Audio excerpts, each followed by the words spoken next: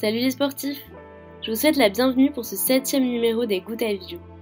Aujourd'hui, nous allons écouter le récit d'une triathlète professionnelle, Emma Bilam. Au programme de ce podcast, on parlera entraînement, compétition, écologie et relations humaines. Rien que ça. Nous retrouverons donc Loïc Lepoutre, CMO de Good, qui animera ce podcast en compagnie de Emma Bilam, triathlète professionnelle et entrepreneur. Je vous embête pas plus, ouvrez grand vos oreilles et passez un excellent moment.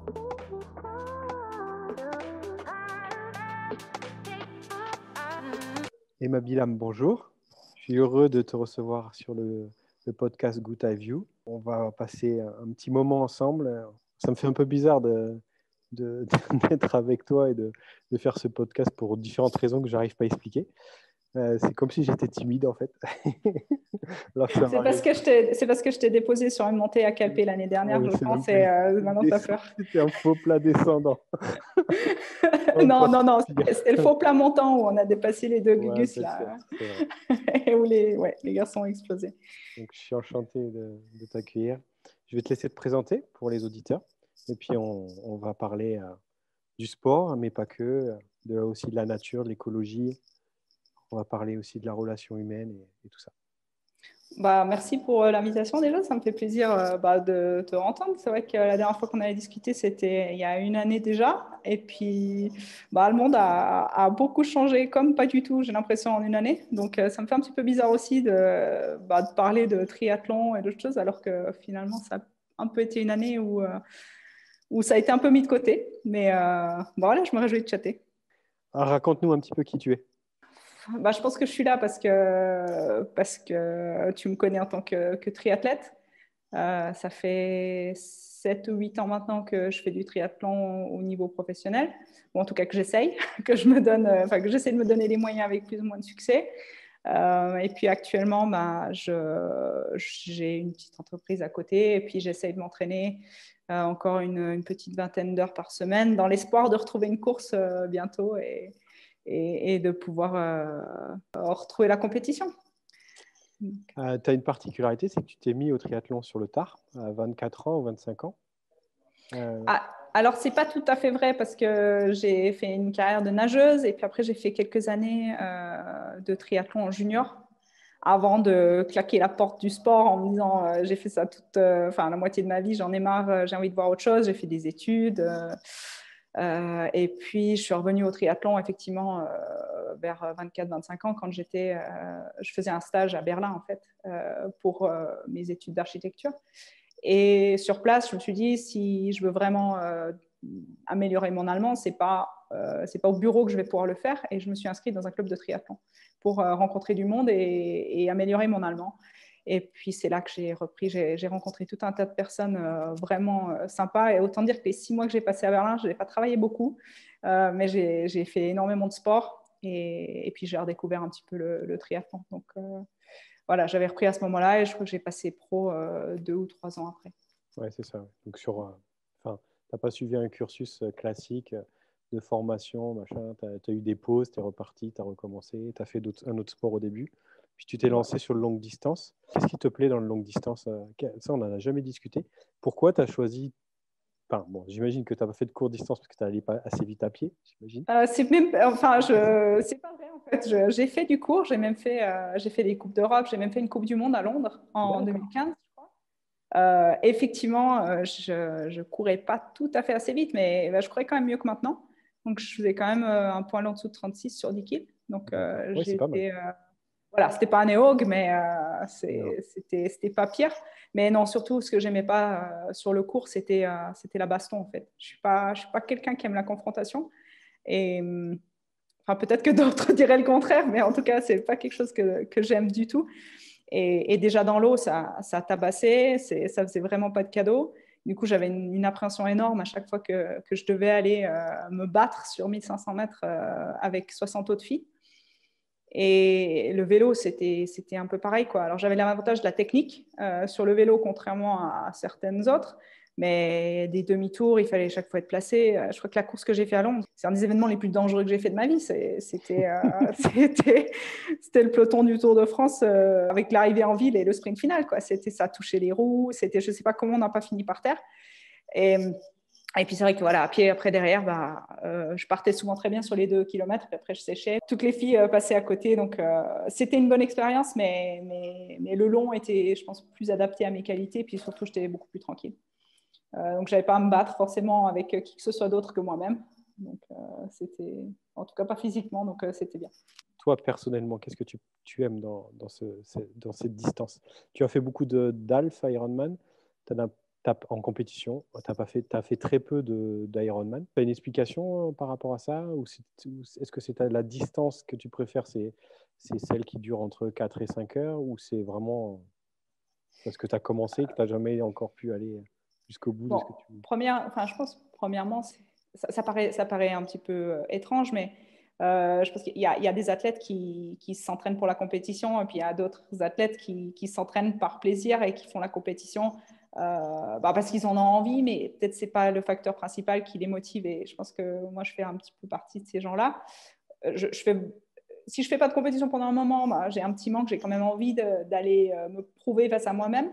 Mais ce que j'aime avant tout, c'est de me pousser à l'entraînement, c'est de voir jusqu'où je peux aller, c'est d'aller me balader sur le vélo et puis d'être dehors et de respirer, quoi. Je n'aime pas du tout être enfermée devant un ordinateur.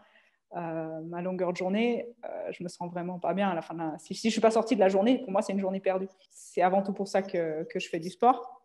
J'espère que, même quand j'aurai fini ma carrière de triathlète, je continuerai à en faire.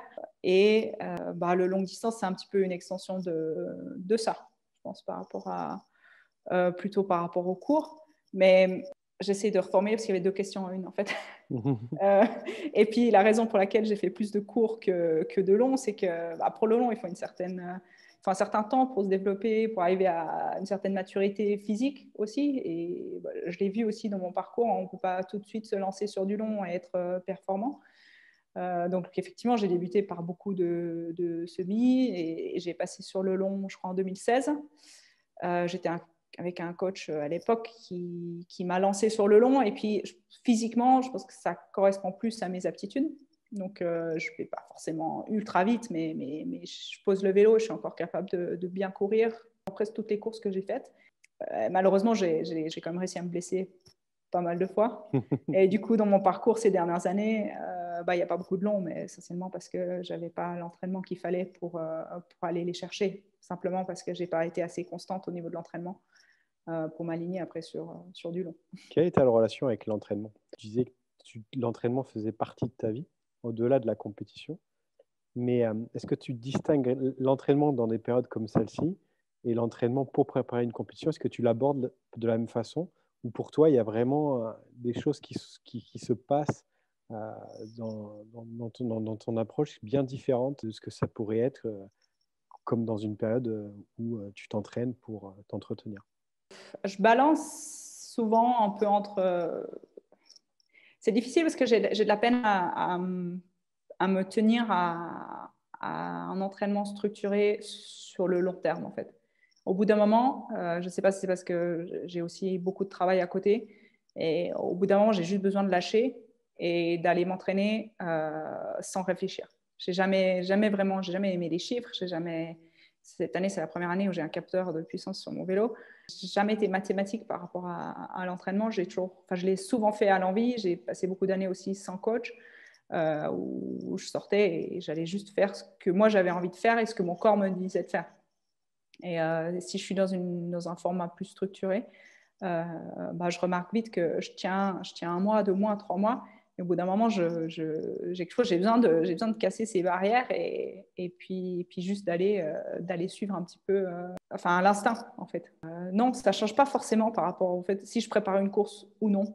Juste de prendre mon vélo et d'aller rouler, ça ne veut pas dire que je ne vais pas faire une série, ça ne veut pas dire que je ne vais pas me faire la montée à fond, en fait. Donc, l'entraînement, il sera peut-être un petit peu moins structuré, mais ça ne veut pas dire que je vais me retenir au niveau de l'effort physique. Ouais, c'est pas dans ce sens-là que je parlais, c'était plutôt au niveau mental. Est-ce que toi, tu avais une approche différente? Justement, est-ce que parce qu'il y avait une compétition que tu voulais structurer plus les choses, est-ce que tu pouvais fonctionner comme ça? C'est-à-dire que justement, tu as cette espèce de besoin de liberté qui peut être mise à mal parce que derrière, il faut assurer à cette compétition et donc, du coup, tu vas contre ta nature. C'est dur. J'ai pas la réponse, moi. Non, bien sûr. Non. Mais bien sûr, que ce soit avec moi-même ou avec un coach, j'ai essayé de structurer l'entraînement pour préparer quelque chose de plus spécifique, clairement. Avec un plan d'entraînement précis, et puis bien sûr que psychologiquement, c'est pas tout à fait pareil parce qu'on a un objectif en point de mire et puis on a un timing à respecter. Non, mais je crois que c'est vraiment par phase. Là, actuellement, j'aimerais quand même revenir à un niveau correct. Je pense que j'en ai les capacités. Et puis, du coup, j'essaye de mieux structurer les choses et puis de m'entraîner un petit peu plus intelligemment par rapport aux lacunes que j'ai. Et puis, ça, je l'ai fait consciemment.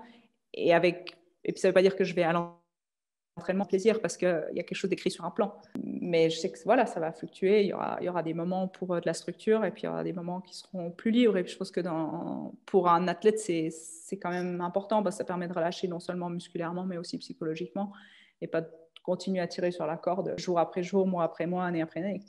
Non, en fait, quand tu parlais de ça, parce que c'est toi qui en as parlé de suite, je me suis dit, c'est dire que quand tu as quelque chose où on t'impose de faire quelque chose, est-ce que ça peut aller même jusqu'à se dire, attends, il me dit de faire du vélo, mais moi je voulais aller courir, et du coup je vais aller faire du vélo, mais j'avais pas envie d'aller faire du vélo, et donc ça te bloque, tu vois.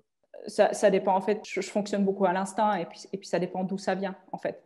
Il faut, avec un coach, j'ai remarqué, j'ai travaillé avec beaucoup de personnes différentes, il faut que la confiance soit là et puis que je sache pourquoi je le fais. C'est le pourquoi, en fait. Voilà, s'il y a une clarté derrière et que je sais que je vais faire une séance d'intensité à pied parce qu'actuellement, je suis un tracteur,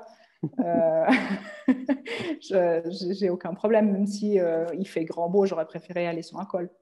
Donc ça, typiquement actuellement, je roule moins, je cours plus parce que je sais que j'en ai besoin pour progresser. Est-ce que tu en as envie? Ouais, clair. Oui. Quand je dis, voilà, je courais 36 sur 10 kills, je pense que j'y arriverai peut-être plus parce que je suis gentiment vieille, mais je peux me donner les moyens de m'en rapprocher. Alors que si j'avais continué à m'entraîner comme je l'aurais fait par le passé, voilà, ce palier-là, j'aurais pas pu le passer. Tu as été suivie rapidement par quelqu'un ou tu as commencé toute seule? Tu dis pour le triathlon en général? Ouais, pour le triathlon, ouais. Tu as été toute seule au début ou tu étais avec quelqu'un? Non, j'ai été suivie presque tout le temps. Même en junior, j'avais un coach qui s'occupait de moi, que mes parents avaient trouvé. Enfin, qui coachait une fille qui était dans le même club que moi. Et puis, du coup, là, ça s'est fait assez rapidement. Et puis, quand j'ai passé au pro, j'ai travaillé pendant 4 ans avec un coach qui habitait pas très loin de chez moi, avec qui j'avais une très bonne relation.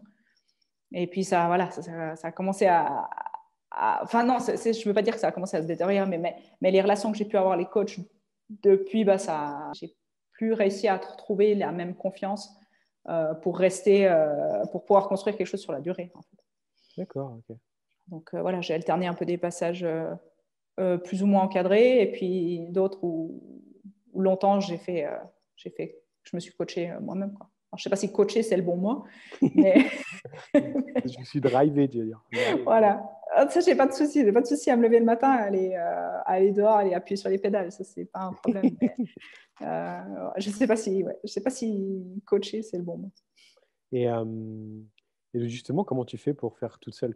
Donc, tu le fais de façon empirique avec les expériences que tu as connues au passé, ou tu vas quand même rechercher, essayer de comprendre comment fonctionne le corps humain en général, et toi, dans quel cadre tu peux l'améliorer, ton corps?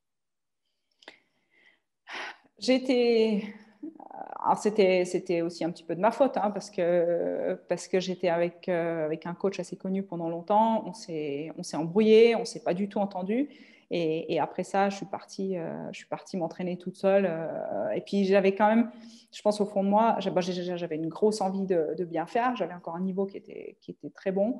Et quelque part, je pense que j'avais aussi envie de prouver que j'arrivais toute seule.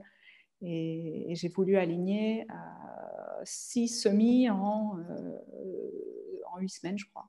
Enfin, voilà, un truc un peu débile. Et puis, ça a cassé au 5e, je crois, où j'ai fait le 6e et je ne me suis pas relevée après. Et j'ai passé 2 ou 3 ans vraiment à galérer avec des blessures au pied, à la cheville, sous le pied, au tendon, au fascia plantaire, etc. Donc, finalement, mon entraînement, il était un petit peu limité à la natation et au vélo. Parce que j'avais tellement peur de me reblesser. Alors déjà, j'étais blessée, j'ai mis des mois avant de me débarrasser de mes douleurs. Et deux, après, j'avais peur de recourir. Donc en trottant 30 bornes par semaine, je compensais pour le vélo et la course et la natation. Et la natation, moi, c'est quelque chose que je fais depuis que j'ai 9 ans. Donc, je ne réfléchis pas. Je vais dans l'eau et puis un coup, je nage fort, un coup, je nage un peu moins fort. Et puis, ça, j'y réfléchis même pas. Et puis, à vélo, je ne sais pas si c'est une chance d'avoir un conjoint qui est cycliste, mais on roule beaucoup ensemble aussi. Et vu qu'il roule plus fort que moi, j'étais souvent à l'arrache dans la roue. Donc, finalement, au niveau de l'entraînement, j'étais aussi poussée à ce niveau-là. Rouler fort quand même. Donc, parce que tu roules quand même très fort. donc voilà, donc c'est vrai que pendant 2 ou 3 ans, mon entraînement était à l'envie, à la sensation. Si j'étais fatiguée, je levais le pied. Si j'avais beaucoup de boulot, je levais le pied. Et puis, si j'avais envie, j'y allais, quoi. Et donc, tu es arrivé à gagner ton premier Ironman comme ça? Non, ouais, en Irlande. Ouais, c'est le premier. Ouais. C'est le premier que tu gagnes. C'est le premier que j'ai gagné, ouais. Enfin, c'était le premier et le dernier aussi. Hein. Oui, d'un côté, c'est il n'y a pas longtemps. On va dire que depuis, il n'y a pas eu beaucoup de courses. Hein. Après, voilà, l'Irlande, c'était aussi une expérience un petit peu particulière avec la météo. Et je pense du coup, raconte un petit peu le contexte. Tu y vas d'abord tu y vas sans réellement de prétention? Non, j'y suis allée parce que je n'avais pas envie d'aller à Nice, en fait. Voilà, j'avais prévu, je m'étais débarrassée de toutes mes blessures. J'avais un bon fond d'entraînement. J'avais un peu de constance quand même depuis quelques mois. Et je voulais retourner sur Nice. C'était où j'avais fait mon premier Ironman en 2016 et où j'avais fait une bonne performance. Et je me suis mis une pression par rapport à cette course, en fait. Je voulais y aller pour faire quelque chose et en fait, c'est pas du tout la bonne raison. Et ça, je devrais le savoir avec toute l'expérience que j'ai. Si j'ai peur ou si j'ai pas envie d'aller faire une course, ça sert à rien. Et puis, du coup, quelques semaines, un mois ou 2 avant, je me suis dit, non, mais arrête, quoi. C'est débile, ça n'a aucun sens. Tu vas pas à Nice pour toi, tu vas à Nice pour toutes les mauvaises raisons. Trouve autre chose. Donc, enlève-toi cette pression. À Nice, tu avais fait 9h28 quand tu avais fait deuxième. Ouais. Ce qui est quand même super bien. j'ai fait le col. C'est quoi le premier col? Le col de l'Aicre? Ouais, c'est bien ça. Je l'ai passé sur la plaque. et après, il y avait la plaine derrière. Et je n'avais jamais roulé plus de 120 bornes de ma vie, quoi. Ah ouais, en plus. Et tu fais combien sur le marathon à Nice? J'avais fait... Oh, c'est rapide, Nice. Hein. J'avais fait 3,7. Mais j'ai explosé à 100 bornes à vélo. Je ne savais pas comment j'allais rentrer. J'avais mal au cul. Heureusement, ça descend quand même une longue partie. Heureusement, ouais. Heureusement. Alors, il y a une montée de 4 bornes au milieu qui a un peu mal passé. Ouais. Mais ouais, après, ça redescend. Ouais. Donc, heureusement. Puis, j'ai eu le temps de me refaire un peu la fraise. Et voilà. Donc, on reprend sur l'Irlande. Voilà. Et du coup, j'ai opté pour l'Irlande qui était une semaine avant. Surtout, j'ai des amis en Irlande. Donc, c'était aussi, ça m'enlevait presque toute pression. Enfin, c'est pas que ça m'enlevait toute pression, mais j'y suis allée beaucoup plus décontractée. Et en fait, la météo a joué en ma faveur un petit peu en Irlande. Je ne sais pas si c'était en faveur, enfin, c'est en faveur de personne d'ailleurs. Il faisait apocalyptique. Apocalyptique, mais de 10h le soir d'avant à 10h le soir de la course. Et avant et après, il a fait grand beau. Déjà, ils ont annulé la natation. Ils ont annulé la natation parce qu'il y avait du courant. Et ils ne pouvaient pas envoyer, ils ne voulaient pas prendre le risque d'envoyer du groupe dans l'eau. Après, ils auraient été en Espagne ou à Deauville, je pense qu'on aurait nagé. Hein. Et puis, je pense que le site de compétition était juste trop étroit pour pouvoir organiser un duathlon. D'accord. Et du coup, on est parti directement sur le vélo. Mais c'était bizarre parce que du coup, on était décalés. C'était un départ type contre la montre. Ah, d'accord, ok. Donc, on était espacés d'1 minute, je crois, les filles. Et on ne savait pas trop où on était. Mais, et comment tu as su alors que tu arrivais, que tu gagnais? Parce qu'ils te l'ont dit à la fin? Non, mais j'avais une demi-heure d'avance. Ah oui, d'accord. Malheureusement, et c'est pas du tout prétentieux. Il n'y avait pas beaucoup de filles au départ. D'accord. Et mes 2 concurrentes directes, il y en a une qui avait des gros soucis de dos, donc elle a posé le vélo juste devant moi, mais je l'ai reprise au bout de 5 km et puis ensuite elle a abandonné. Et la deuxième, je l'ai croisée en transition le jour d'avant et elle râlait pour la qualité des routes. Et effectivement, les routes étaient exécrables. C'était vraiment... il fallait s'accrocher, quoi. C'était un vélo de gravel, ça aurait été parfait. Et... mais je savais que c'était des conditions qui ne me faisaient pas peur. Et donc, même si je n'avais pas le dessus physique, je n'avais pas peur d'aller courir sous la pluie. Et c'était comment le parcours vélo? Il était dur ou c'était plutôt plat avec du vent et de la pluie juste? Il y avait 40 bornes de petites routes. Mais le problème, c'est qu'elles étaient défoncées et il y avait des flaques partout. Donc, tu ne pouvais pas rester sur les prolongateurs parce que tu prenais des trous et tu ne les voyais pas. Ça secouait, donc ce n'était pas très, très agréable. Après, il y a toute une partie en faux plat montant dans le vent. Puis une descente un peu plus technique. Mais là, de nouveau, tout le monde avait peur de la descente parce que c'était mouillé. Alors que quand tu habites dans les Alpes, c'est pas grave, quoi. C'est une descente. Ouais, Ça tourne, c'est pas grave. Et par contre, il y avait je pense, la montée la plus raide que j'ai faite en course. Elle était là à la fin de chaque boucle. Il y avait 2 boucles pour revenir dans le village. Et ça aussi, il y a des gens qui sont descendus. Je ne sais pas comment je l'ai monté la deuxième fois, quoi. C'était l'ambulance patinée. Avec la pluie et le froid, tu dois avoir les jambes hyper dures. Ouais, même, il faisait pas froid, en fait. Enfin, moi, j'ai pas eu froid. Il faisait 15 degrés. Je m'étais habillée de façon intelligente. Et original aussi. Ouais, ça fait plus de bruit que la victoire de la course, les gants. Mais d'ailleurs, c'est pas ma technique, hein, c'était l'astuce de Brett Sutton, c'est peut-être porter des gants de vaisselle. Quand parce que tu es isolé et elles ont un grip dessus. D'accord. Donc tu glisses pas sur le guidon. Mais essaye, franchement, c'est... moi, tu sais, maintenant, il existe des trucs exprès, hein, tu sais. Ouais, mais ça coûte pas 3 balles, tes trucs exprès. Ah oui, non, c'est sûr. On est d'accord. C'est pas faux. Donc, tu as mis des gants pour faire la vaisselle, pour faire la partie. Et malheureusement, j'avais que des vertes. Donc, ça clashait un peu. C'est pas, la photo, elle est magnifique. Je te demande ce qui s'est passé. Mais au fois, c'était efficace. C'était efficace, j'ai pas eu froid et d'autres ont eu froid. Et quand tu poses le vélo, tu sais à peu près comment tu te situes? Donc il y a juste une fille. J'étais deuxième. L'américaine, je l'avais dépassée et tu sais, quand tu dépasses quelqu'un, ils sont à l'arrêt et ils sont pas bien. Ouais. Donc je lui ai demandé si ça allait, elle m'a dit oui, et puis je l'ai plus revue, quoi. Et puis l'allemande, je savais pas exactement où elle était, mais je savais qu'elle était pas très très loin et elle a pas une réputation de coureuse. D'accord. Donc après, voilà, j'étais déjà pas mal où j'étais. Je voulais juste finir le marathon, quoi, qui était quand même assez dur aussi. J'allais y venir. Il faut savoir que tu t'es préparé avec tu es venu avec peu de kilomètres à pied. Je crois que la plus longue sortie, c'était 24 km, un truc comme ça. Ouais, exact. Donc, ça devait être quelque chose. Forcément, dû connaître l'enfer les 10 derniers kilomètres, musculairement. C'était pas facile, mais bon, tu es devant. Il y avait une ambiance de dingue quand même dans ce village parce que les Irlandais, ils n'ont pas peur de la pluie et du coup, c'était vraiment chouette. Et ouais, le parcours était vraiment dur, surtout la dernière petite bouclette. Il y avait un faux plat, il fallait passer une bosse, il fallait revenir le long de la mer avec le vent dans le nez. C'était pas évident, mais bon, quand tu gagnes un Ironman, tu sens pas la douleur. Donc, Ah ouais, donc du coup, ouais, voilà. Oui, c'était 10 km, mais tu continues à mettre un pied devant l'autre, tu ralentis, c'est clair, mais tu es un peu porté quand même. Ton cerveau, il t'a demandé de marcher des moments? Est-ce que j'ai marché? Non, je crois pas. Est-ce que tu t'es battu pour pas marcher? Ouais, il y avait une petite bosse à passer, ouais, clair. Ouais. Je te vois très bien. Je te vois très bien dans le bordel, te dire mais non, faut pas que je marche et te lutter contre toi-même pour pas le faire. Ouais, et après, c'était c'était ton premier, donc c'est un souvenir. C'est un souvenir. Puis en même temps, tu réalises pas trop sur le moment. En plus, il y avait, j'avais jamais imaginé aller à Kona, donc c'était tout à coup, je me dis mais est-ce que je vais prendre la qualif? Qu'est-ce que je vais faire là? On est au mois de juin. Tout à coup, j'ai l'occasion d'aller à Kona. Et puis surtout, j'avais froid, quoi. J'avais froid, je devais passer à l'antidopage.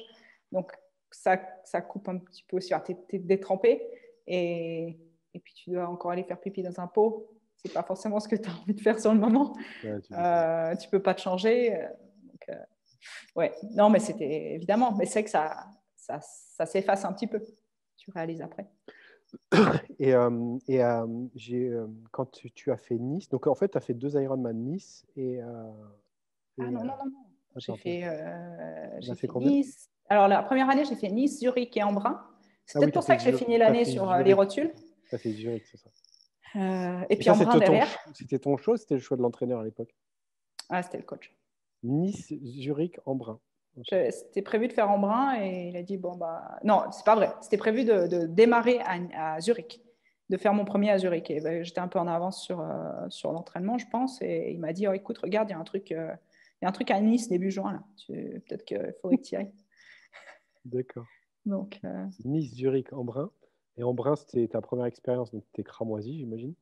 j'étais cramée. J'ai eu un souci médical, en fait, sur Embrun. J'ai de l'asthme. Et il faisait très, très chaud cette année-là. Et puis j'ai passé, c'était au 150e kill à peu près à vélo. Tu as déjà fait Embrun? Ouais, c'est mon Donc, premier. quand tu passes. Triathlon. C'est vrai? Mon premier triathlon. J'ai fait n'importe quoi. J'ai cru que c'était facile le triathlon en fait. Ouais, ok. Et voilà. Mais c'est Donc, cool. je te raconte pas dans quel état j'ai fini. Ouais, tu m'étonnes. Donc oui, j'ai fait. C'est super. C'est un beau triathlon. Ouais, il y a une ambiance de dingue et puis il y a une espèce d'aura autour de l'épreuve qui est quand même assez dingue. Mais c'est le parcours idéal pour toi d'ailleurs. ouais, après j'ai pas, voilà, ça n'a pas été encore une réussite. Tu as fait 2 fois. J'ai fait 2 fois. J'ai fait cette année-là. Et la dernière fois. Et puis l'année dernière ou l'année d'avant. Quand ça n'a pas été annulé. Ouais. L'année d'avant, tu fais dans les 5. Attends. J'avais fait 5e, ouais, mais 5e. c'était pas un souvenir mémorable. Non. Oui, sachant qu'en plus, les filles qui étaient devant toi, elles étaient largement à ta portée, quoi.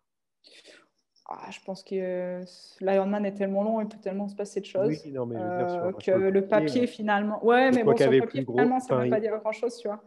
Si, il y avait c'était une Suissesse qui a fait 2e? Non. Comment... c'est Judith qui a gagné. Je ne sais plus qui c'est qui a fait. C'est une Espagnole qui a gagné. Ouais, Judith, ouais. Écoute, je ne sais plus, mais le papier ne veut pas dire grand-chose finalement sur Ironman. Après, elles ont mieux géré, elles sont arrivées plus fraîches, meilleures. Il n'y a pas d'excuse finalement. Les cartes sont toujours redistribuées au départ, quoi. Ouais, c'est sûr. J'y étais à la course parce que j'ai accompagné Antoine Méchin. Ouais. Je me rappelle que tu y étais. Ouais. En vélo, c'est vrai que tu sors quand même de l'eau dans les premiers. Et en vélo, finalement, si tu n'es pas d'entrée, non, c'était misérable, mais je suis tombée très malade 3 jours après. Peut-être que j'étais déjà malade, mais de nouveau, il n'y a pas d'excuse, quoi.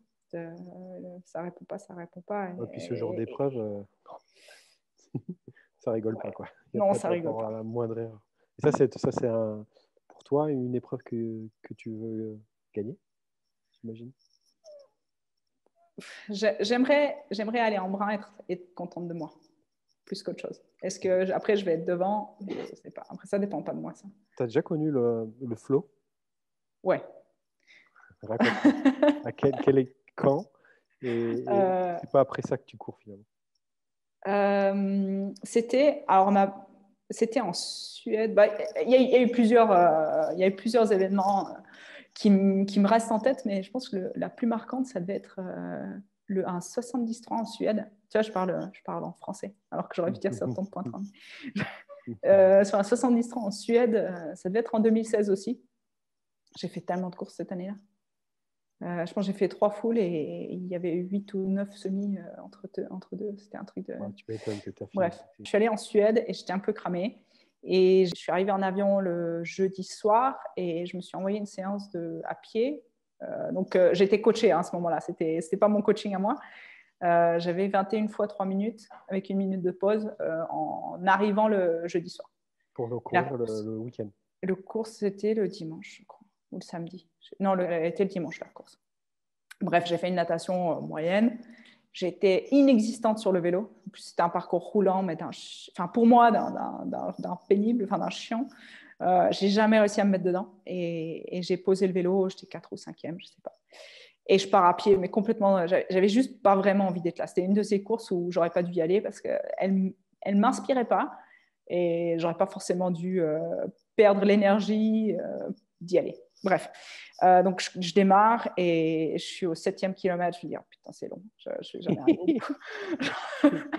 et à ce moment-là, il y avait 3 boucles, je crois, et il y a pas mal de gars de age group qui arrivaient sur le parcours. Et à un moment, j'ai dû accélérer pour dépasser 2 gars parce qu'ils étaient 2 de front, il n'y avait pas beaucoup de place. J'ai dû passer sur la bordure en herbe. Et je me souviens, j'ai accéléré pour les dépasser. Et c'est comme si j'avais mis une vitesse supplémentaire. Et je n'ai pas ralenti, en fait. Et je ne sais pas pourquoi c'est arrivé, mais tout à coup, je me suis retrouvée dans ce rythme. Je n'ai jamais couru aussi vite, quoi. J'ai fini le semi en 1,21, je crois. Mais en ayant trotté pendant 7 bornes. J'étais sur une autre planète, quoi. J'avais l'impression de voler et je ne me serais pas arrêtée.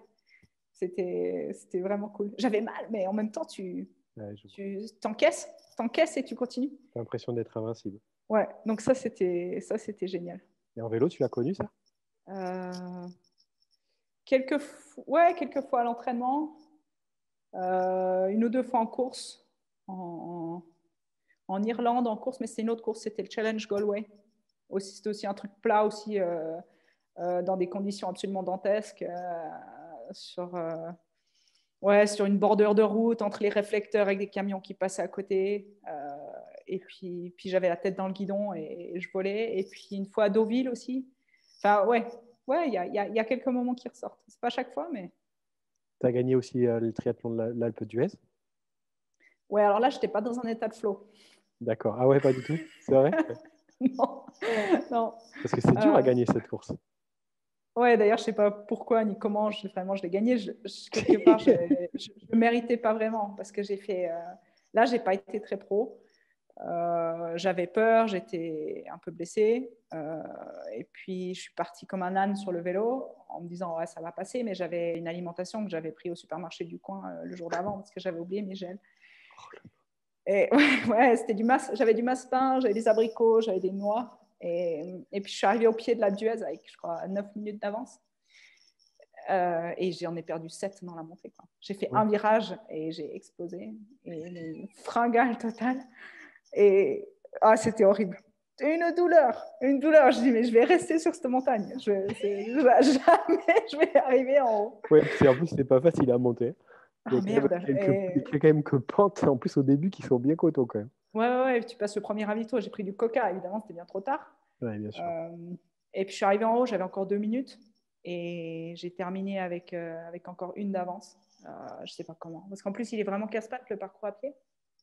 Mais je m'étais refait une santé, je ne sais pas où. Et puis, c'était pas du tout aérien, quoi. J'ai pas couru j'ai pas volé, mais tu continues à mettre un pied devant l'autre. Et si tu t'arrêtes pas, derrière, ça revient pas si vite parce qu'elles sont aussi cramées. Tu te rends compte que finalement, il y a peu de compétitions où tu as été vraiment à 100% de tes moyens, quoi. Je vais pas dire ça parce que plus connu des entraînements où tu étais in the zone que de compétition. Tu n'as jamais vraiment vécu une compétition de A à Z, hein, je parle bien du début à la fin, sur un nuage. Ça t'est jamais arrivé? Il a dû en avoir quelques-unes, peut-être. J'en ai fait beaucoup, mais j'arrive pas vraiment à toutes je pense que ça t'aurait marqué. Mais en même temps, je suis pas d'accord avec tes excuses, en fait. Si tu performes pas comme tu aurais espéré, ou tu peux t'en prendre qu'à toi-même. En fait, c'est que tu as mal géré un truc. Que c'est pas parce que... Enfin, tu peux pas dire j'avais pas de jambes. En fait, pour moi, la tête, elle est liée aux jambes, et puis ou les jambes sont liées à la tête, et puis si les jambes elles fonctionnent pas, c'est parce que la tête elle n'y était pas ce jour-là. Et j'ai vécu des courses où j'ai complètement passé à travers, mais je sais que psychologiquement, je n'y étais pas. Tu abordes comment les compétitions la veille et le matin avant le départ? C'est des moments difficiles pour toi à gérer? Ou finalement, avec l'expérience, tu arrives à le gérer? Ou alors, complètement, le milieu, ça dépend. C'est une grosse question, hein, parce que ça a toujours été mon facteur limitant, et j'en suis plus que consciente. C'est que beaucoup de grosses courses, j'étais limitée par mon stress de ne pas être au niveau, de décevoir les gens. Voilà. Donc, la première édition d'Embrun, par exemple, j'ai pleuré pendant 1 heure avant le départ. Mais pas parce que j'ai pas envie d'y aller. C'était pas ça. C'est juste un stress qui faisait que les larmes coulaient et je pouvais pas me retenir. Et puis ça, c'est quelque chose que j'ai choisi de bosser aussi l'année dernière. parce que ça a affecté aussi beaucoup de choses, tant l'entraînement que mon entourage. Typiquement, mon copain, il ne voulait pas venir aux courses avec moi. Parce qu'il en a fait quelques-unes, et puis après, bon, écoute, tu te débrouilles, quoi. Tu me saoules, moi, j'arrive pas à gérer ça. Donc, tu veux être pro, sois pro jusqu'au bout, et puis si tu t'entraînes bien, fais au moins le nécessaire au niveau de l'approche mentale aussi, pour aller jusqu'au bout, quoi. Donc, j'en étais très consciente, et j'en ai été consciente pendant des années, sans forcément pouvoir le faire à chaque fois. Et puis après, il y a des courses forcément qui sont plus petites. Si je savais que j'avais un petit peu moins de concurrence, ou j'étais chez moi, ou voilà, il y a des courses qui mettent moins la pression, où j'arrivais mieux, et puis ça passait beaucoup mieux. Donc j'ai pas toujours été en larmes au départ. Mais non, évidemment, je me doute. Et ce stress, il est surtout dû à la crainte de décevoir. C'est ça que tu utilisais comme mot? C'est que ça, ou tu penses qu'il y a d'autres choses derrière ce stress? Mais je pense que j'avais quand même fait une grosse année en 2016, où j'avais fait 2 à Nice, 2 à Zurich, 4 à Embrun. J'avais gagné Barcelone, Galway, Grande Canaria. J'avais fait beaucoup de gros résultats. Après, il y avait une densité qui est un petit peu moins que celle qu'on voit aujourd'hui, c'est clair. Mais ça tenait vraiment la route, quoi. J'étais une pro avec un P majuscule. Je me sentais bien avant d'exploser physiquement. Mais si on avait fait un classement mondial, tu aurais été dans les 10 premières, forcément. Genre, voilà, j'étais pas mauvaise. Après, voilà. C'est difficile de faire un classement en triathlon. Et puis, dès le moment où j'ai un peu explosé physiquement, et j'ai fait quelques années de blessures, et je ne suis jamais vraiment retournée à ce niveau-là. Oui, j'ai fait des bonnes performances. Oui, j'ai gagné à la Buez. Donc, il y a eu quelques petits éléments. Mais quelque part, je ne suis jamais retournée à ce niveau-là, quoi. Et je pense que j'ai toujours eu l'impression que je dois prouver que je suis encore l'athlète que j'étais. Quelque part pour moi, mais autant pour moi-même, hein, que vis-à-vis des gens qui me soutiennent. Ouais, et du coup, cette pression-là, c'est vrai qu'elle était souvent difficile à gérer. Et en septembre dernier, mais le problème, c'est que ça affecte pas que ton sport. Vu que je me définis quand même comme une triathlète au jour le jour, et puis c'est quand même une question qui, pendant toute cette période Covid, on a affecté plus d'un, parce que quand tu es sportif professionnel et puis qu'on t'enlève ton travail, tu as quand même la question de qu'est-ce que tu es, où est-ce que tu vas, quel est ton but dans la vie. Et puis finalement, moi, ça a affecté énormément de choses chez moi aussi. Et puis les relations avec mes proches. Et puis je crois que je me suis qualifiée pour Daytona à Mandelieu. Et déjà, je suis déjà allée à Mandelieu dans un état d'esprit un petit peu différent que ce que j'ai pu aborder d'autres courses, parce que c'était un petit peu un point tournant pour moi, parce qu'effectivement, avec le confinement, etc., il y a beaucoup de tensions un peu au travail comme à la maison, etc. Je me suis dit, si je ne résous pas toutes ces histoires de stress et de pression que je me mets, je vais casser plus que juste moi-même, quoi. Donc, il y avait pas mal de motivation pour en tout cas changer un petit peu mon approche des choses. Et puis, je suis allée à Mandelieu avec juste un autre état d'esprit, en me disant, vraiment avec la ferme intention de ne pas me laisser déstabiliser par le résultat. Donc, je savais que là aussi, je m'étais un petit peu entraînée comme une idiote pendant l'été. J'avais fini sur les rotules en août. J'avais mis un petit peu de temps pour me remettre sur pied. Donc voilà, je n'étais pas blessée, mais j'étais cramée. Et puis, je savais que je n'arrivais pas à Mandelieu dans les conditions les meilleures, mais que si j'arrivais à relâcher la pression, mon objectif, c'était d'être satisfaite, de donner ce que j'avais, d'être satisfaite de moi-même, et surtout de ne pas me juger. Et puis là, ça a plutôt pas mal fonctionné, parce que j'étais... Tu as bien marché, oui. Parce que j'avais roulé tout l'été, surtout.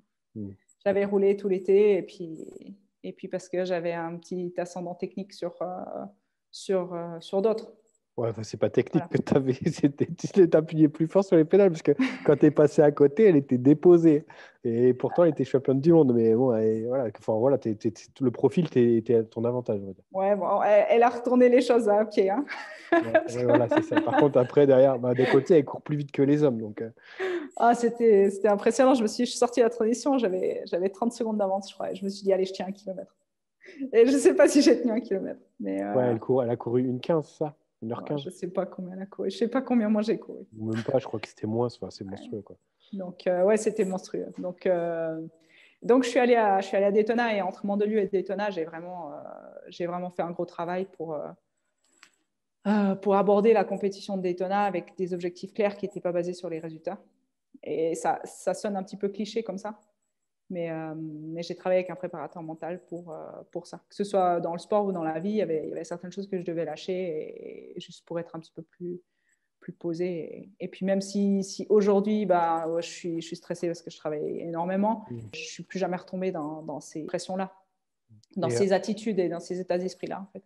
Tu fais quoi comme travail, là? Je fais énormément de rédaction, de traduction, de rédaction Enfin, je travaille avec des marques, en fait, pour soit des rédactions de campagne, soit tout ce qu'ils ont besoin en traduction, quoi, que ce soit du sous-titrage vidéo, à des communiqués de presse, etc. Comment on fait aujourd'hui, en 2020, pour gérer une carrière professionnelle en triathlon?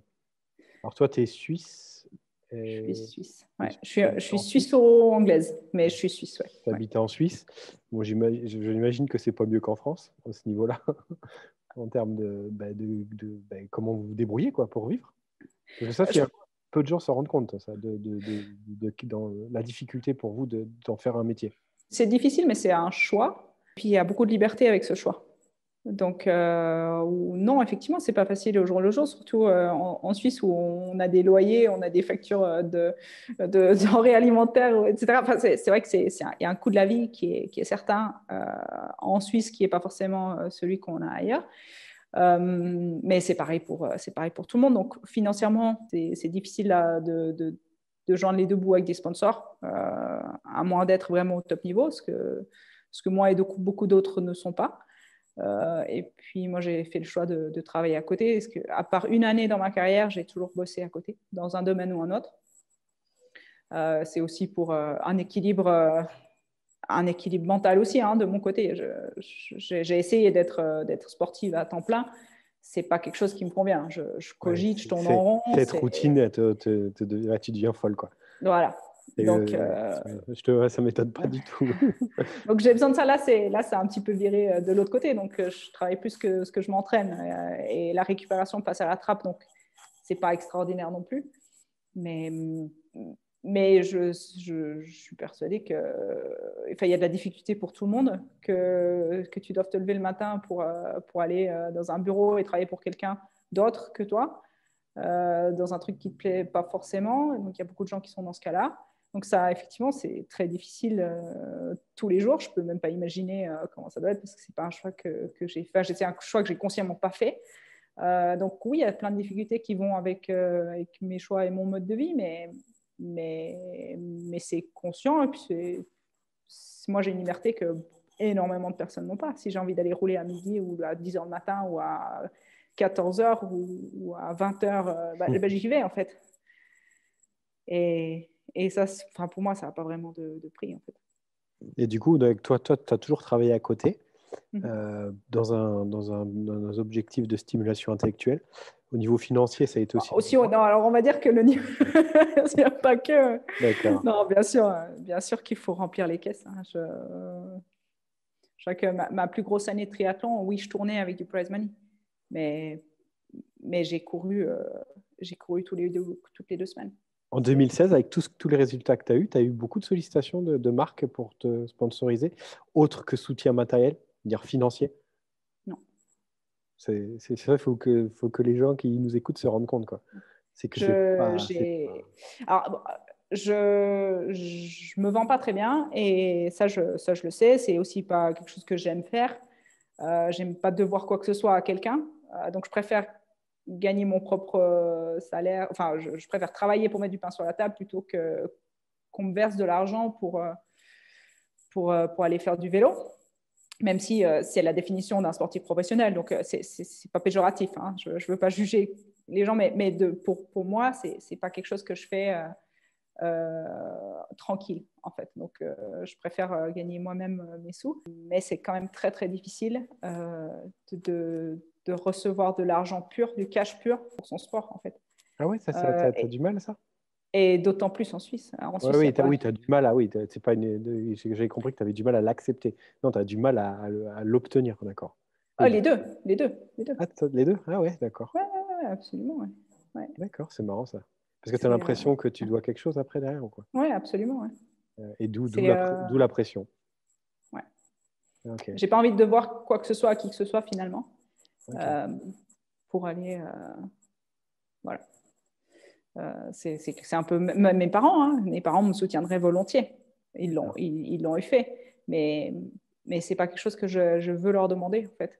Même si à certains moments, ça m'aurait aidé. Oui, donc c'est vraiment une histoire personnelle, le sport et toi. Tu te le fais pour toi et contre toi-même avant toute chose. En fait. Voilà. Et c'est peut-être un petit peu bête parce que je me mets dans des difficultés qui sont peut-être un peu incompatibles avec la performance.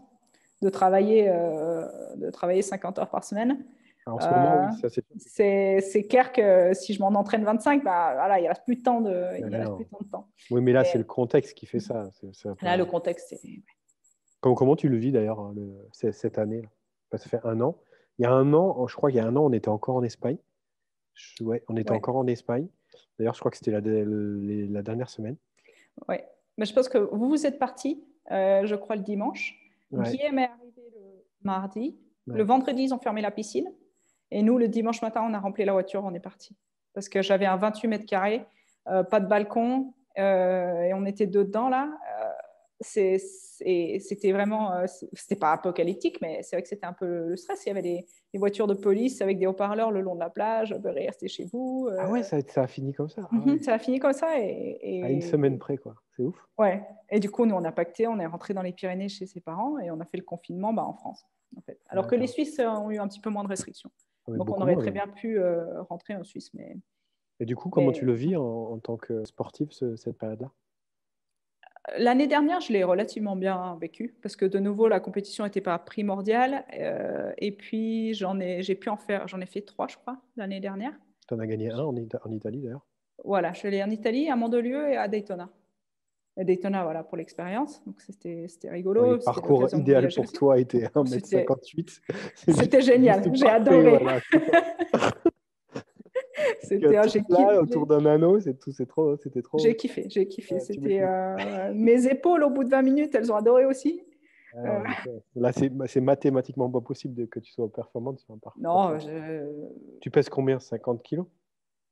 Non, moi j'ai des muscles. Hein. Parce que 53. Non, je suis à 55. 54 en poids de forme. T'imagines une fille qui fait rien que 60, la puissance qu'elle peut développer rien que grâce à son poids. Ouais. Bah, je crois que les filles devant, bon, ça dépend, je sais pas comment elles pèsent, c'est vrai. Mais c'est carrément plus que ce que moi je suis capable de sortir au plat. Quoi. Ben oui, sûr. Donc, et puis voilà, j'avais emprunté un vélo 2 semaines avant. J'avais pas fait de TT de toute l'année. Bien sûr, j'étais pas préparée pour, mais de nouveau, ça faisait partie j'avais envie d'y aller pour autre chose que la performance en fait. J'allais pour me prouver que j'étais capable d'aborder une grande compétition, de m'aligner avec les meilleurs. Sans stresser et sans me mettre une pression de dingue et sans être déçue de moi-même parce que je n'avais pas fini sur le podium. Ouais, donc l'année dernière a quand même été pour toi une année importante puisque finalement, tu as dépassé ça. Ouais. Et j'espérais pouvoir, enfin j'espère, hein, après ça reste à prouver sur... je pense qu'il y a encore beaucoup, beaucoup de travail. On n'est jamais au bout de l'apprentissage et du développement, donc... j'espérais quand même pouvoir retourner sur Nice cette année. Après, j'ai vu qu'ils en avaient fait une course pro-homme seulement. J'étais un peu dégoûtée. Et puis maintenant, ça venait d'être repoussé. Donc, je le vis un peu moins bien cette année que l'année dernière. Parce que l'année dernière, bon, bah, ce n'était pas très, très grave si les courses étaient annulées pour moi. J'avais d'autres objectifs. Cette année, voilà, je voulais quand même mettre un petit peu en pratique ce que j'ai essayé de faire ces derniers mois, tant au niveau mental que physique, parce que j'ai quand même je me suis envoyé des grosses séances d'intensité aussi. Et puis, voilà, maintenant, tout retombe un petit peu. J'essaie de ne pas me laisser décourager. En bras, il faut te donner comme objectif en bras. Oui, on verra. C'est vraiment la course idéale pour toi. Oui, c'est la course idéale. Après, ça reste de nouveau je dirais pas ma zone de confort, mais c'est une course en France que je connais. Et si je veux retourner au niveau mondial, ben, il faut que… Je dis pas que le niveau à Embrun n'est pas élevé. Non, j'ai compris ce que tu veux dire. Je comprends. Mais ce n'est pas le même cadre. Et voilà. Et puis, l'autre truc, c'est que… Voilà, je ne veux pas dire que je suis vieille, hein, mais j'ai encore quelques années, mais je ne suis pas en début de carrière. 36 ans, 35 ans? Oh, 34, faut pas exagérer. 34. Non, mais parce que j'étais en train de… Je sais que tu es né en 86 et j'étais en train de calculer 34. Ouais, tu vas avoir 35 cette année. 35 cette année, ouais. T'imagines, dans le long, c'est le début d'une carrière. Au moins, quand tu vois les mecs, ils ont 40 ans et ils sont encore sur les podiums mondiaux. Chez les filles aussi, jusqu'à 40, ouais. ça va. Mais voilà, je ne suis pas au début et j'aimerais bien que ce truc nous fiche la paix pour que je puisse encore faire 2 saisons un peu. J'espère, quoi. Mais c'est la fin. C'est la fin. C'est la dernière ligne droite. Il faut être confiant. Il ne faut rien lâcher.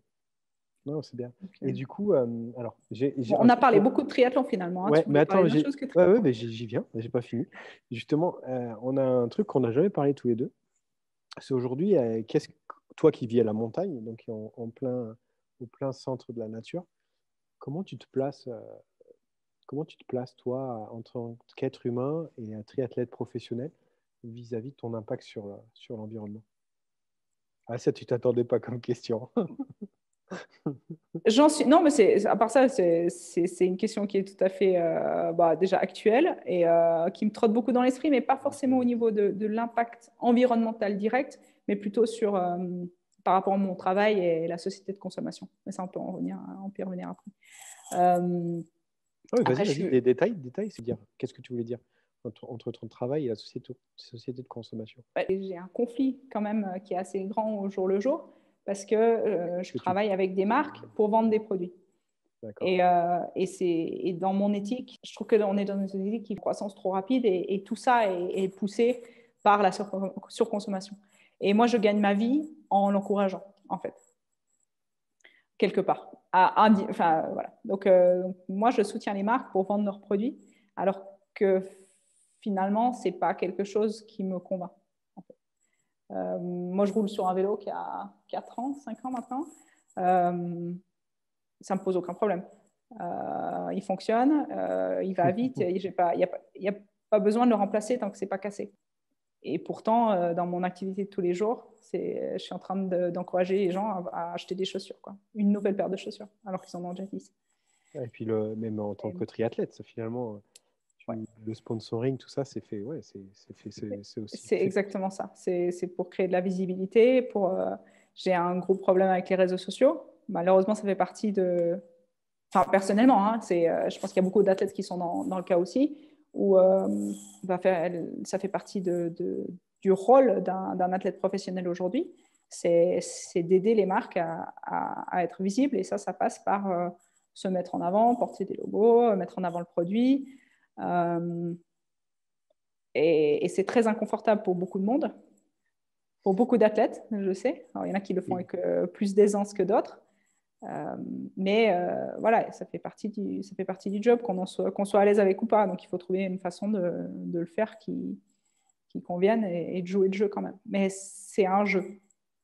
C'est un jeu et puis on finit, je trouve, souvent par vivre sa vie à travers un écran ou à travers les autres. Plutôt que de sortir sur le vélo. Alors, ça paraît un peu utopique comme ça, hein, mais on va s'arrêter dans un virage à vélo pour prendre une photo et pas regarder et respirer. Tu sens l'impact de l'homme à la montagne, toi qui vis depuis… Est-ce que tu vois des choses qui changent autour de toi, des choses ces dernières années qui sont différentes? Est-ce que tu vois un impact? Après, il faut être très clair. Hein, la Suisse, je ne suis pas à la montagne déjà, donc j'habite pas… Je dirais que j'habite à la montagne si j'étais dans un petit village de station derrière moi, à 2000 mètres. Des montagnes quand même. Derrière toi, je vois des montagnes. Moi, mais je suis dans une vallée qui est ultra industrialisée en fait. D'accord. Donc, il y a de la pharma au debout et puis il y a des vignes et des vignobles et des vergers plus ou moins partout. Mais c'est très industrialisé et partout en Suisse, c'est un pays qui est très dense et qui est très industrialisé. Donc, de dire à la montagne Que j'habite à la montagne, c'est une hérésie en fait. J'habite dans un paysage montagneux. Ouais, c'est ça. Il est troué de partout, il y a des routes de partout.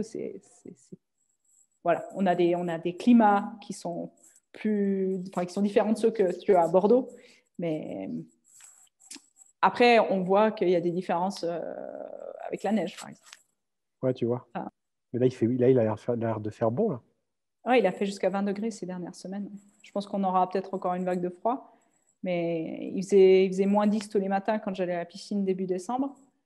Voilà, enfin, c'est différent d'il y a 20 ans, c'est clair. Mais je ne suis pas météorologue ni scientifique. Non, mais ton ressenti est aussi important, c'est surtout ça. C'est par rapport à ça. Et par rapport à l'avion, là, je reviens à l'avion. Aujourd'hui, un voyage comme aller à Hawaï, c'est quelque chose. Tu penses, toi, te dire si tu veux te requalifier pour Hawaï, est-ce que tu te dis, mais il faut que je prenne cet avion qui dure, je ne sais pas combien c'est d'heures. Oui, bien sûr. Parce que c'est quand même c'est contradictoire parce que oui, tu as une conscience écologique, mais elle n'est pas assez forte pour renoncer à la richesse du voyage. C'est marrant, hein? Ouais. Donc on n'en est pas encore là. Et je l'avoue, hein, mais personne, en fait, sur cette planète est encore au point de faire le compromis de la liberté et du voyage pour sauver ce qu'on a. Et puis à tous les niveaux, hein, dans toutes les industries, et puis que ce soit le voyage ou autre, on n'est pas prêt à faire l'effort qu'il faut pour retourner les choses. Donc on peut en parler autant qu'on veut, on n'est pas prêt à le faire. Parce qu'on n'est pas prêt à renoncer à la voiture. On nous propose des voitures électriques, elles ne sont pas plus écologiques que les autres. C'est un argument de vente, mais... Greenwashing.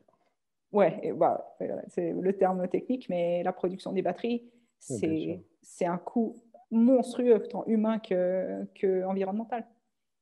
La voiture, elle a fait 4 fois le tour de la planète avant d'arriver. Elle a beau être électrique, et elle a rien. Son empreinte CO2, juste de la production à la livraison, c'est monstrueux.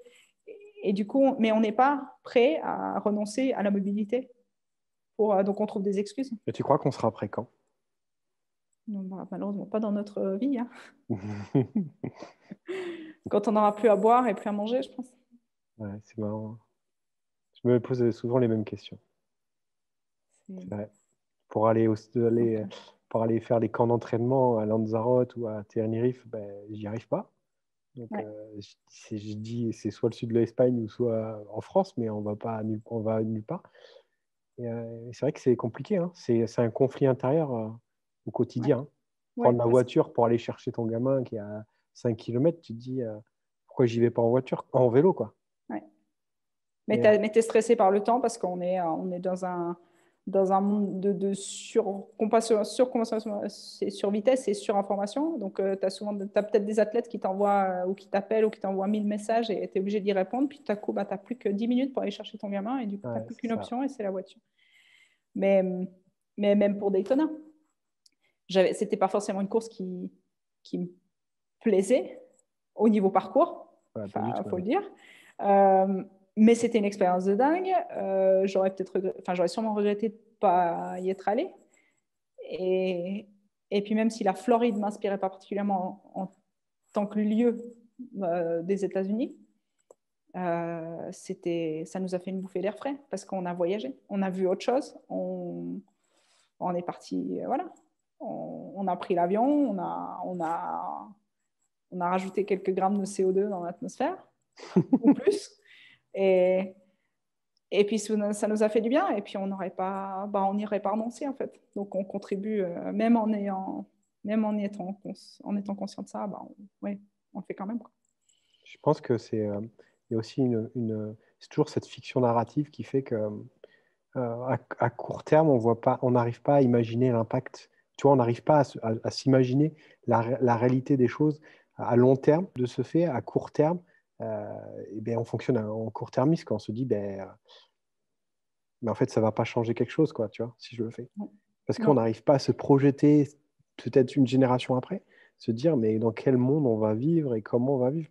Parce qu'aujourd'hui, je ne vais pas rentrer dans le débat, mais il n'y a plus de débat, tu vois. Aujourd'hui, on sait que l'impact de l'homme sur le changement climatique et pas que parce qu'on parle que du changement climatique, mais on parle sur, ouais, enfin, il y a la biodiversité, on est quand même sur, on a commencé une 6e extinction de masse depuis 100 ans, qui aujourd'hui aura des répercussions. Je ne parle même pas de la raréfaction de l'eau potable. Enfin, on est parti dans un truc, mais en fait, on n'arrive pas à se projeter dans notre imagination le scénario. Ou alors, tu vois, ou alors on est à l'extrême, quoi, parce que c'est scénario catastrophe, tu vois, c'est la fin du monde, tu vois. Et donc, c'est pareil, c'est pas productif. On n'arrive pas à être entre deux, de se dire, ben voilà, on doit prendre des décisions parce que peut-être dans 20 ans, 30 ans, eh ben, il va falloir réagir. Et peut-être réagir dans l'urgence, c'est toujours pire que d'avoir anticipé. Moi, j'aime pas du tout être négative ou avoir de tout voir en noir ou quoi que ce soit, mais c'est vrai qu'on vit beaucoup au jour le jour. Et il y a une grande importance qui est placée sur par rapport à tout ce que je disais avant aussi, hein, tout le bonheur personnel, l'équilibre de soi, combien il y a de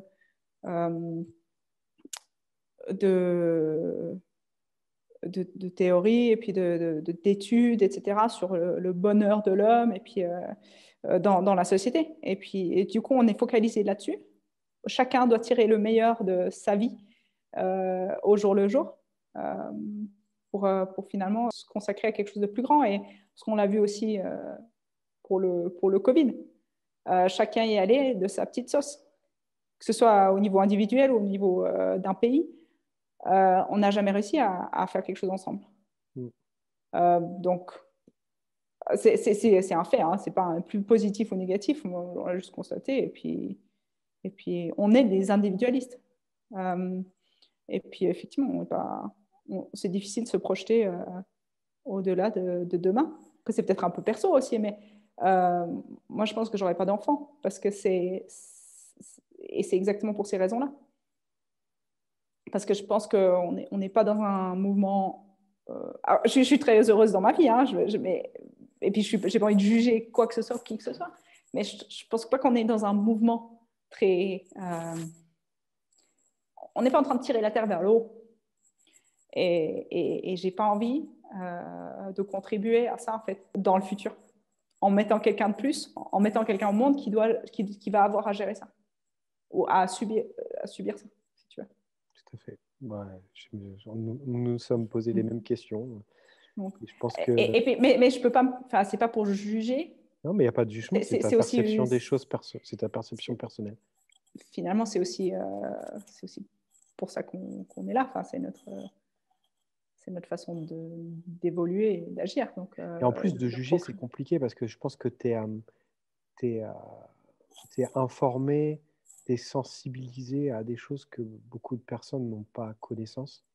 Et donc, en fait, parce que même moi, je ne comprends pas aujourd'hui, j'ai les mêmes réflexions, j'ai du mal à me dire, mais comment on peut faire naître quelqu'un dans une incertitude aussi grande, quoi. Parce que, en fait, dans mon esprit, j'imagine que dans le tien aussi, c'est lié à de la souffrance, tu vois. C'est bête, hein, mais c'est pour ça que c'est pour ça que j'ai essayé de dire, en fait, je suis très heureuse de ma vie et puis je ne considère pas le monde comme quelque chose de négatif et on n'est pas voué à l'échec. Enfin, peut-être que si. Mais je n'ai pas envie d'avoir un discours qui est négatif. Non, mais c'est un sujet. Moi, avec Émilie, on en parle tellement souvent. Tu vois, son frère, il vient d'avoir un enfant. C'est dur. Moi, j'ai du mal à. Tu vois, j'ai du mal. J'ai du mal parce que je me mets à leur place. Je me dis, mais comment? Tu vois, on en parlait. Elle me disait, on va pas faire de deuxième. Je dis, mais non, on ne fera jamais de deuxième. C'est pas possible. Tu vois. Déjà, si j'avais ça avait été plus tard, parce que j'ai fait une période d'éco-anxiété. Si j'avais été dans cette période-là avant d'avoir Antoine, mais j'aurais jamais d'enfant. Donc, non. Après, c'est la vie, c'est comme ça. Et puis, comme je disais tout à l'heure, la fiction narrative, aujourd'hui, elle n'a pas dans le bon sens, et le sens qu'elle a pris fait que la prise de conscience, elle n'est pas là. Tu vois. C'est difficile parce que je pense qu'on se trouve quelque part entre les anarchistes bobos, ceux qui sont vraiment... et je ne me retrouve pas là-dedans, mais je ne me retrouve pas non plus dans un profil un peu carré. dans un moule, en fait. Bien sûr. Bah, tu dois trouver ta place là-dedans. Tu dois créer ton petit monde en faisant avec tout ce que tu as, mais sans... J'ai l'impression, en fait, que je me fais enguirlander si je suis le mouvement normal. Et j'ai envie d'être assez consciente pour ne pas me laisser faire par tout ce que la société me balance. Ouais. Sans être dans l'argumentation et la démonstration et le rejet de tout... de toutes les règles comme peuvent faire certains parce que je trouve que c'est pas productif. Mais après, c'est des convictions personnelles aussi. Donc tu fais ton... Ouais, tu essayes de trouver ta place là-dedans. Ouais, c'est ça. C'est pas facile, hein. Non. L'histoire de l'avion, je peux dire, c'est pas facile à gérer. C'est pas facile à gérer pour soi-même, c'est pas facile à gérer pour l'entourage. Hein. Il y a des trucs que tu comprends pas. Moi, je me suis vu Émilie partir faire une soirée, enfin faire un week-end à Lisbonne, péter un câble, tu vois. J'ai dit, mais pourquoi vous allez à Lisbonne? Vous ne pouvez pas aller à Bayonne, tu vois. Vous prenez votre voiture, c'est quoi la différence, quoi? Ouais. J'arrivais pas à concevoir et je conçois toujours pas, tu vois. Ouais. Mais c'est personnel et je juge pas les gens qui le font. C'est juste, voilà, tu vois, ça m'a... Ouais, mais si tu as l'occasion d'aller faire...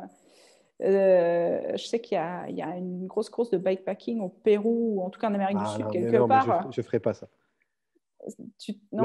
La seule chose qui permettrait d'accepter de prendre l'avion, c'est c'est lié à la performance de quelqu'un que j'accompagne. Ouais, okay. Voilà. C'est le seul parce que ça va dans le sens de, tu vois. Mais pour moi, personnellement, moi, c'est clair. Voilà. C'est une conscience écologique. C'est rien d'autre. Ouais, aujourd'hui, ouais, parce que, ouais, exactement. Mais ouais, c'est ça. D'accord. Exactement. Mais je suis comme toi sur la consommation, sur les produits. C'est pareil. Enfin, tu vois, après, voilà. J'ai du mal à accepter. C'est-à-dire que s'il n'y a pas un mouvement pour amener le changement, il n'y a rien qui changera, quoi. Donc, non, mais et l'essentiel à ta vie, c'est quoi, tu vois? Qu'est-ce qui est essentiel à nos vies? Et l'essentiel à nos vies, dans toute la discussion qu'on a eue, bah, c'est bien autre chose que le matériel, quoi. Ouais, c'est bien autre chose, mais tu es obligé, au bout d'un moment, enfin, c'est pas que tu es obligé, mais tu prends conscience que tu ne changeras jamais. En tant que personne, tu pourras difficilement changer les choses à grande échelle. Et du coup, en tout cas, moi, tu te ramènes un petit peu à changer ce que tu peux et à influencer les gens que tu peux autour de toi. Ou, je sais pas, nous, on a un projet aussi un peu plus communautaire, parce là, on vit à deux, mais de monter un projet un peu plus communauté, mais sans être je sais pas comment dire, sans être à marginaux. Ouais. Pendant le confinement, tu avais aussi un défi, tu t'étais lancé un défi dans l'ultracyclisme. Tu t'étais inscrit au Biking Man en Corse. Bon, il a été, on va dire, je ne vais pas dire annulé, mais pseudo-aménagé. Et donc, du coup, le défi était moins intéressant. Mais ça ne m'étonne pas de toi, en fait, que tu te sois attiré par ce type d'épreuve. En fait, je suis allée à Mandelieu parce que je m'étais inscrite au Biking Man. Donc, dans ma décision de remettre un peu les points sur les i au niveau de mon approche mentale du sport, j'avais besoin de faire un truc pour moi et je me suis dit que j'allais me lancer dans un truc où j'avais pas forcément la maîtrise. Le triathlon, je connais, j'en ai fait presque toute ma vie, je le fais les yeux fermés. Même si il y a les aléas de la compétition, c'est dur, etc. Mais il n'y a pas de surprise. Et là, je me suis dit, bon, maintenant, tu pars un peu dans l'inconnu. Et puis, j'ai trouvé cette course qui était le Biking Man Corse où et puis, j'y allais pas du tout avec l'intention de faire quelque chose, mais j'y allais avec l'intention de ne pas dormir à l'hôtel. Donc, t'es une vraie, toi. et je suis partie, j'ai pas de sac de couchage, rien. Là, par contre, là, je sais pas sur cette époque, parce que c'était en octobre. Là, je sais pas si c'était. Ouais. Je sais pas. Là, par contre, je sais pas si c'était une bonne stratégie, parce que j'imagine que les nuits sont froides là-bas quand même. Bah, écoute, j'y suis pas allée finalement. Ouais. Parce que du coup, je suis descendue à Mandelieu, j'ai fait la course de Mandelieu. Je me suis dit, bon, tant qu'à faire, je suis dans ce lancer et puis c'est sur la route. Donc, je fais Mandelieu. Je reste quelques jours pour m'entraîner, je prends le ferry et je vais en Corse. Et entre ces deux, enfin juste après Mandelieu, il y a eu le couvre-feu là qui a été instauré en France et ils ont aménagé l'épreuve en rendant obligatoire le fait de dormir à l'hôtel, ce qui n'était pas du tout dans mes plans. Oui, puis c'est pas le trip du truc, quoi. Donc voilà, c'était pas. Si je voulais aller me faire une semaine de vacances, je pouvais le faire ailleurs. Et du coup, j'étais un peu déçue et je suis rentrée chez moi. Je suis pas allée sur la course. En plus, là, du coup, je m'étais qualifiée pour Daytona, donc j'avais autre chose en tête. Et je me suis dit que je leur ferai à un autre moment. Alors, quand vas-tu refaire et où et comment? Parce que je t'avoue que je suis impatient que tu découvres cette expérience. Parce que je pense que ça va changer ta vie. Réellement. Parce que comme tu dis, tu vas te mettre dans une situation complètement inconnue, inconfortable, et tu vas être surprise de tes réactions primaires, parce qu'à ce moment-là, c'est vraiment les réactions primaires qui refont surface. Et j'ai perdu, c'est une partie de ton cerveau, c'est ton cerveau reptilien qui prend le dessus. Et là, tu comprends mieux notre place dans notre environnement, quoi. Moi, je suis impatient que tu essayes. Écoute, du coup, ils ont déféré mon inscription au Biking Man Aura, qui aura lieu, c'est en Auvergne, fin mai, je crois. Ah ouais, chantier, il y a 15 000 mètres de dénivelé pour 1000 km. C'est pas 750? Alors, peut-être qu'ils ont changé. Alors, je ne me suis pas trop renseignée, je t'avoue. Mais c'est un chantier monumental. Oui. Ouais. Monumental. Et c'est dans le Massif central, hein, c'est ça l'Auvergne, c'est ça? Ouais, c'est ça. Ouais, donc tu n'as pas un chat. Non. Ah non, mais là tu n'as pas un chat et puis ça fait que... Ouais, mais bon, tu n'as pas trop de sangliers non plus, parce qu'encore, c'était ce qui m'inquiétait un peu. Ouais. Donc, après, je ne sais pas. Si on a des courses et ça match, je le ferai. C'est fin mai, je crois. Ouais, genre du 24 au 28 ou un truc. Si le calendrier de course normal avait été maintenu, je n'aurais pas pu le faire. Mais là, vu que tout est un peu en train de tomber, peut-être que je me raviserai. Là, du coup, je te donnerai ma place. Moi, tu sais, je me suis réinscrit à la RAF, à la 2600. Donc, c'est vrai? Ok. C'est quand ça? C'est le dernier week-end de juillet. Ok. Voilà. Ok. Non, mais quand tu as goûté, je pense que tu veux y regoûter. C'est une espèce de reviens-y perpétuel. Et plus tu passes de mauvais moments, plus tu repenses à ces moments où tu étais seul. Et seul, et je ne sais pas comment expliquer. C'est hyper compliqué à décrire, mais tu es seul, mais tellement serein, tu vois. Et en fait, ce moment que tu as pu vivre pendant cette aventure-là, à chaque fois que dans ta vie ça va pas bien, tu repenses à ça et te dis mais j'ai envie de ça en fait, tu vois. Je pense que c'est pas du tout c'est pas du tout le même truc parce que t'as pas l'effort physique ou rien à voir. Mais j'ai beaucoup voyagé quand j'ai démarré ma carrière de triathlète pro et j'ai jamais voyagé accompagné. En fait. J'ai toujours fait toute seule. C'est un peu comme ça que je fonctionne et puis tu pars en Asie et tu te démerdes quoi. Donc tu as ton vélo, t'as ton boyau qui explose, et c'est pas du tout le même truc parce que t'es pas à l'arrache physiquement, t'as pas cet épuisement physique. Mais j'ai toujours eu cette sérénité quand je voyageais seule parce que tu dépends de personne d'autre, tu dois t'adapter à personne d'autre. Si tu as envie de t'arrêter, tu t'arrêtes. Si tu as envie de partir courir, tu le fais et tu es un petit peu dans ta bulle. Quoi. c'est ça, mais puissance 100. Voilà. Quand tu veux dormir et que tu dors par terre, et puis tu t'aperçois que tu fais des choses que tu pensais pas possible, tu vois. Là, moi, je me suis pas brossé les dents pendant une semaine, enfin pendant tout le truc, mais j'avais même pas envie d'y penser, quoi, tu vois. Parce que tu es en mode vivant, en fait. Tu es là pour survivre et avancer. Et puis tu vois, le fait de penser qu'à avancer, manger, dormir, tu ne penses qu'à ça, tu vois.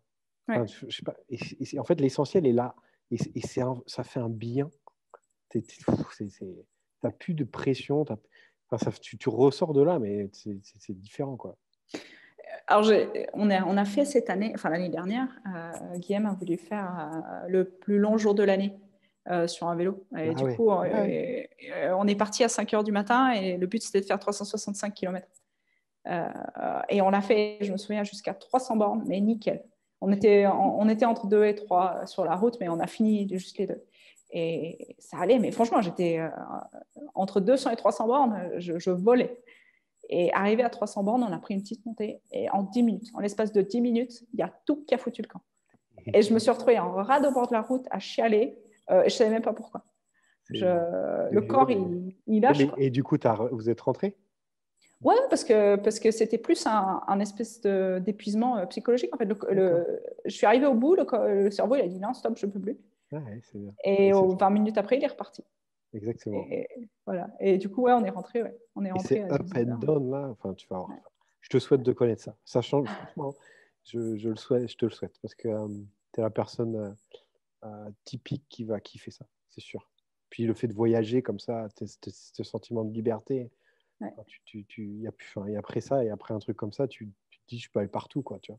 C'est un soulagement aussi, même, tu vois, dans un contexte apocalyptique d'effondrement, de se dire, finalement, je suis autonome dans ton ouais. Non, mais c'est con, moi, en tout cas, c'est comme ça que je l'avais vu. Non, mais je comprends. Et derrière, c'était, tu vois, traverser les Alpes. Enfin, moi qui fais 80, enfin là, je fais un peu beaucoup, mais qui fait entre 80 et 85 kilos, d'aller traverser les Alpes, enfin, ça me faisait hyper peur, quoi. Mais au final. Mais c'est comme, ouais, tu mets un pied devant l'autre. Enfin, exactement. Et puis tu apprends à comprendre comment fonctionne ton organisme. Et finalement, tu t'adaptes à lui. Et tu es à l'écoute de tes sensations, tu es à l'écoute de ton environnement. Il y a plein de choses qui sont. C'est bien différent. Ouais. Voilà. Ouais. Bah, écoute, je t'en donnerai des nouvelles si j'y vais. Cool. C'est pas encore gagné, mais ouais, on verra. Si tu devais comment dire, si tu devais souhaiter aux gens qui nous écoutent quelque chose pour les prochains mois, qu'est-ce que ce serait?